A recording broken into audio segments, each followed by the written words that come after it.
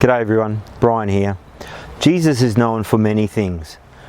Healing, teaching, lots of things. But one of the great things he did was to tell stories. And Jesus told stories so well that were so relevant to the people of his time. But not only were they relevant for the people of his time, they're people for us today.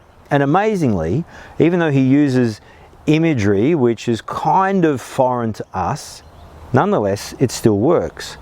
And one of the great stories he told that we find in Mark chapter 4 is a story of a farmer going out to scatter seed. And as he's doing this, anyway, Jesus tells the story. A farmer goes out to scatter the seed. And as he's scattering the seed, some falls on the path where it is eaten by the birds. Some falls amongst the rocks.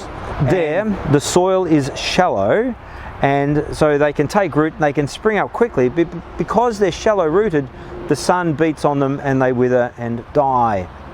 And then some falls on soil which has weeds and thorns in it. And as it grows up, the thorns grow up as well, and they choke the life out of the wheat, whatever the farmer is trying to grow. But some of it falls in good soil, and that grows and produces a crop, 30, 60 or 100-fold. It's a great story, and even as I say it to you now, you'll have some of those images in your mind. A farmer scattering seed by hand, some falling on the path, some falling amongst the rocks, some falling where the weeds grow, and some, hopefully most of it, falling where the good soil is. What do you do with that story though?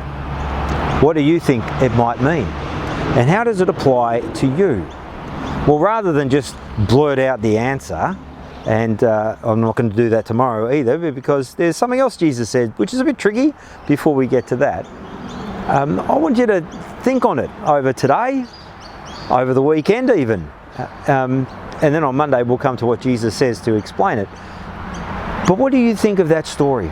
Of the farmer who scattered the seed, and the different soils, the different places the seed fell, where it grew or couldn't grow, where it couldn't grow healthy and withered and died, or where it did grow healthy.